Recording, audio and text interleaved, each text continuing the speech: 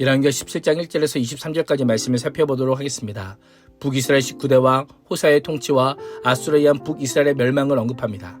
1절에서 4절은 북이스라엘 마지막 왕 호사의 통치입니다. 유다의 아하스 왕 제12년에 엘라의 아들 호세아가 사마리아에서 왕이 되어 이스라엘을 9년 동안 다스립니다. 호세아는 이전 왕들처럼 여호와 보시기에 악을 행하였습니다. 이를 통해 북이스라엘 209년 역사 동안 19명의 왕 모두 악하다라고 하는 평을 받게 됩니다. 다만 그전 이스라엘 여러 왕들과 같지는 아니하였다라고 합니다. 그전 이스라엘 여러 왕들의 악이란 여로보암이나 아합의 죄악을 가리킵니다. 호세아는 우상 숭배에 있어서 그들만큼의 적극성을 가지진 않았던 것입니다. 그럼에도 불구하고 이스라엘 멸망이라는 여호와의 심판이 호세아 시대에 임합니다. 이는 호세아 왕에 대한 심판이기보다는 이스라엘 백성들과 이스라엘 왕의 패역함에 대한 하나님의 심판이라 할 수 있습니다. 하나님께서는 오래 참으시는 분이시지만 하나님의 백성이 회개하고 돌아오지 않으면 심판하신다는 약속이 그대로 성취됨을 보여주고 있습니다. 아수르 왕 살만에셀 왕이 그를 치러 올라오자 더 이상 저항할 힘을 잃은 이스라엘은 왕이 직접 나서서 항복의 뜻을 전달합니다. 3절은 호세아가 그에게 종이 되어라고 합니다. 북이스라엘 왕인 호세아가 강대국 아수르 왕의 종으로 전락한 것입니다. 고대 근동의 관습에 따르면 아수르 왕이 종주가 되고 호세아가 봉신이 되는 종주권 계약이 체결된 것입니다. 종으로 되는 것으로 끝나지 않고 조공을 바칩니다. 조공이라고 하는 단어는 봉헌하다, 바치다라고 하는 뜻으로 주로 소재물이나 희생제물을 가리키는 단어입니다. 하나님의 백성으로 마땅히 하나님의 종이 되어 하나님의 뜻에 따라 하나님께 제물을 바쳐야 하지만 하나님이 아닌 이방 왕의 신복이 되어 조공을 바치는 신세로 전락하고 만 것입니다. 애굽의 종살이에서 구원하신 하나님의 말씀을 어기고 하나님과 언약을 배반함으로 그들 스스로 출애굽 구원의 은혜와 긍휼을 걷어차 버리고 만 것입니다. 호세아가 해마다 아수르 왕에게 바치던 종을 끊고 애굽 왕 소에게 사절을 보냅니다. 호세아가 반역하고 있음을 알아챈 아수르 왕이 호세아를 잡아 감옥에 가둡니다. 5절에서 6절은 북이스라엘의 멸망입니다. 아수르 왕은 친애굽 정책을 펼친 호세아를 투옥하는 것으로 끝내지 않고 호세아 제7년에 이스라엘의 모든 지방을 침략하여 사마리아까지 올라가 3년간 성읍을 포위합니다. 사마리아는 버티지 못하고 결국 호세아 제9년에 사마리아가 함락되면서 북이스라엘 역사도 끝이 납니다. 이스라엘 사람들을 아수르로 끌고 가서 할라와 고산 강가에 있는 하볼과 메대의 여러 성읍에 이주시킵니다. 하나님의 백성이 적과 꿀이 흐르는 복된 가나안 땅에서 추방되어 이방 나라의 포로로 끌려가 살게 됩니다. 어떻게 이렇게 되었을까요? 받은 은혜를 망각하고 저버렸기 때문입니다. 이방인의 규례를 따르며 하나님의 법을 무시했기 때문입니다.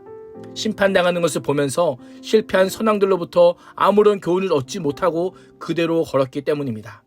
하나님이 이스라엘 악행에 속지 않으셨고 눈 감지 않으셨고 경노하시고 심판하셨습니다. 하나님은 나의 죄악에 대해 속지 않으시고 눈 감지 않으십니다.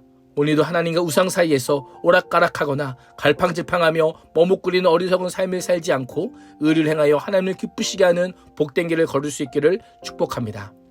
7절에서 23절은 북이스라엘의 멸망의 원인입니다.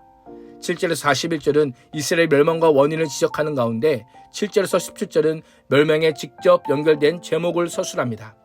멸망의 첫 번째 원인은 이스라엘이 자신 애굽 땅에서 인도하신 하나님 여호와께 죄를 범하고 하나님을 버리고 우상을 숭배한 죄입니다. 출애굽 사건은 하나님과 이스라엘의 근원적인 관계를 상기시킵니다. 이스라엘은 하나님의 사랑으로 주권적인 선택을 받은 백성이요 하나님은 죄와 속박의 애굽에서 구원하여 그들과 친히 언약을 맺으신 여호와입니다. 출애굽의 목적은 이스라엘로 여호와를 경외하고 그를 섬기며 그의 율례를 행하게 하심입니다. 이것은 하나님과 언약을 맺은 대로 그의 거룩한 백성이 되는 길입니다. 그러나 이스라엘은 다른 신들을 경외하고 우상들을 섬겼습니다. 이방인의 규례와 이스라엘 왕들이 만든 율법을 행했습니다. 모든 산당에서 분향함으로 여호와를 경노하게 만들었습니다. 두 번째 원인은 여호와께서 선지자들을 보내어 돌이킬 것을 촉구하셨지만 끝내 듣지 않았습니다. 하나님께서 남유다와 북이스라엘의 선지자를 보내 악한 길에서 돌아와 하나님께 순종할 것을 명령하셨습니다.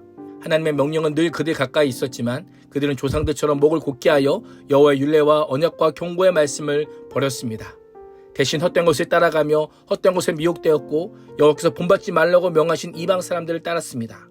하나님의 명령을 버리고 자신들을 위하여 온갖 형상과 일월 성신, 바알과 아세라를 섬기고 자녀를 불 가운데 지나가게 하며 복술과 사술을 행했습니다. 이와 같은 죄로 인해 여호와께서 경노하시어 이스라엘을 심판하신 것입니다.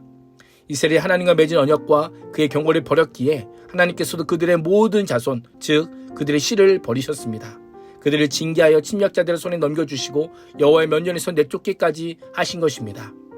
뿌린 대로 거두게 하시는 하나님이십니다. 이제 북이스라엘이 멸망하고 유다만 남았습니다. 그런데 유다조차도 하나님의 명령을 귀담아 듣지 않고 북이스라엘에 만든 관습을 행했습니다. 유다도 같은 죄악을 저질렀음을 고발하며 하나님의 마땅한 심판이 있을 것임을 암시합니다. 그럼에도 불구하고 하나님께서 곧장 유다를 멸망시키지 아니하시고 이스라엘보다 140년 가까이 기다리시는 이유가 무엇일까요? 다윗과 맺은 언약을 지키시기 위한 하나님의 인내와 긍휼 때문입니다.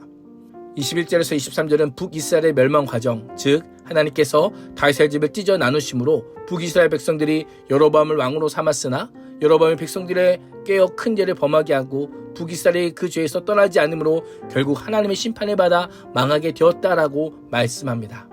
북이스라엘 멸망의 원인은 애굽에서 그들을 구원하여 언약 백성을 삼은 하나님의 저버렸음을 기억하며 죄에서 건져내어 영원한 자녀로 삼으시고 구원을 주신 하나님의 은혜를 기억하고 하나님 안에 나의 주인으로 삼는 복된 인생이 될 수 있기를 축복합니다. 기도하겠습니다. 하나님, 이스라엘의 죄와 멸망의 이유를 통해 우리의 흥망성쇠가 오직 하나님과의 관계에 있음을 기억하며 날마다 하나님과 하나님의 말씀을 따라 사는 구원의 은혜를 붙들게 하여 주옵소서. 예수님의 이름으로 기도합니다. 아멘.